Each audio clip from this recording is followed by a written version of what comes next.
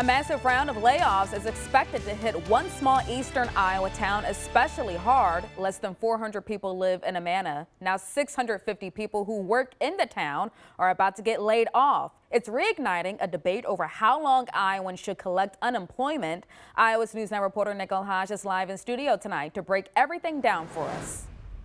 Nicole, Whirlpool is cutting almost a third of its workforce in Amana. The company says demand is down, plain and simple. But now, as hundreds of workers prepare for unemployment, critics say state laws are about to make a tough time for the small town even harder.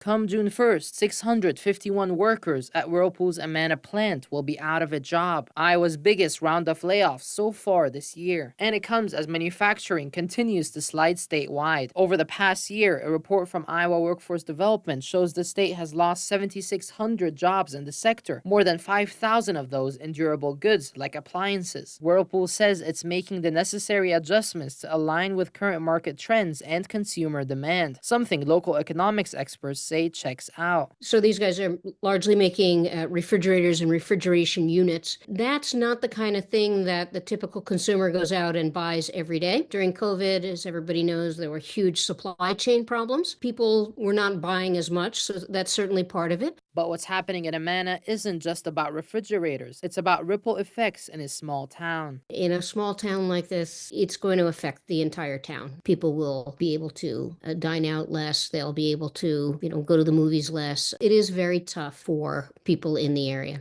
It's sparking a bigger conversation about Iowa's unemployment system that pushes people to accept lower-paying jobs sooner after a 2022 law cut unemployment benefits from 26 weeks to 16. The Iowa Labor Federation calls it a case of the working class suffering at the hands of billionaires, calling out Governor Reynolds and the state's GOP majority for continuing to, quote, let rural Iowa die.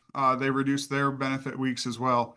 And they also then make them take a job that pays less a lot sooner. I had grandparents that worked out there at that factory and met many folks within my community that have worked out there. It becomes really difficult to place those folks and get those families back on their feet. Iowa Democrats have a bill to restore benefits back to 26 weeks, but it's not going anywhere since they don't have much say in the GOP-controlled state house. So we have the ability to make those changes now, and they should act. House Speaker Pat Grassley, one of the Republicans who backed the 2022 law, says the system's working the way it's supposed to. I don't think at this point in time that's something that we need to be looking at. Keep in mind, when we made the last change when it came to the unemployment and the number of weeks, there's been significant efforts made at workforce development to make sure we're getting people back to work. But Democrats say that's little solace for small towns like Amana. Now they need to look outside of their community for a job that will provide